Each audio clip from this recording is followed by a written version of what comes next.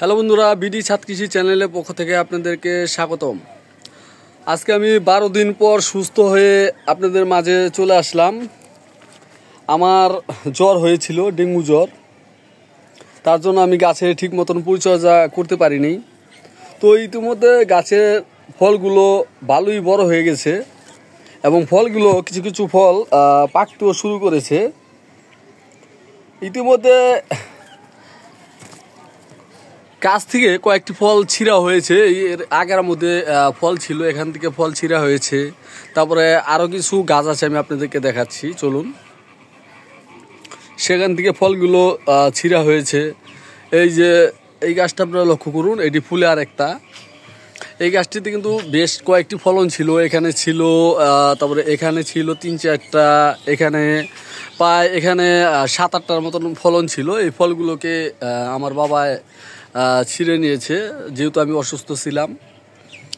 আর এখন ফলগুলো আস্তে আস্তে পাকতে শুরু করেছে। তবে একটা কথা আমি আপনাদেরকে বলে দিই, এখন বর্ষাকাল, এই সময় গাছে বৃদ্ধি ঘটে।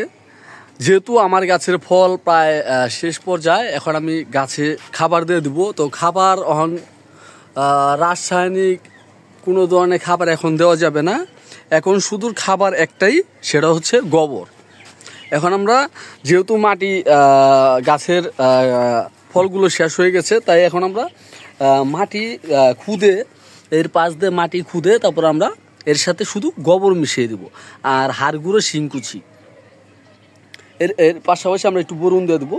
তবে এখন করা যাবে না, যখন মাটিটা একটু শুকিয়ে যাবে তখন করতে হবে। যেহেতু এখন মাটি ভিজে, এখন মাটিতে কোনো ধরনের আঘাত দেওয়া যাবে না। তো বন্ধুরা, আরও কিছু ফল এই গাছটিতে ছিল, দেখুন। এখানেও অনেকগুলো ফল ছিল, আপনারা ইতিমধ্যে দেখেছিলেন। এখানে এখন 2 থেকে 4-5টা মতন ফল আছে, দেখা যাচ্ছে। এটা পাকিস্তানি। এখানেও 2-3টা ফল ছিল, আপনারা দেখেছিলেন। আর ইতিমধ্যে এই গাছটিতে অনেকগুলো ডালিম ছিল, প্রায় 7-8টা মতন। সেই ডালিমগুলোকে পাড়া হয়েছে। আর এটা হচ্ছে পাকিস্তানি একটি জাত, খুব ভালো একটি জাত পাকিস্তানি। এর ফলগুলো অনেক বড় হয়, দেখুন। এই যে এখানে 3টে একসাথে আছে, আমি এর আগে আপনাদেরকে দেখেছিলাম। আরও 2-একটা ফল আসতে শুরু করেছে, দেখুন, নতুন নতুন।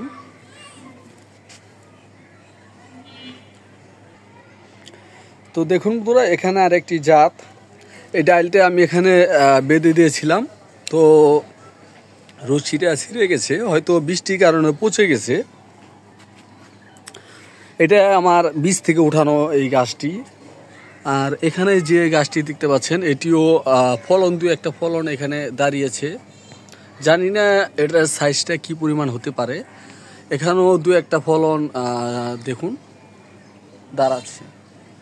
আশা করি এবার শীতে ভালো ফলন আসবে। তো বন্ধুরা, ভিডিওটি ভালো লাগলে অবশ্যই চ্যানেলটি সাবস্ক্রাইব করবেন, লাইক করবেন, শেয়ার করবেন, কমেন্ট করবেন। এগুলো আজকের মতন আমি বিদায় নিচ্ছি।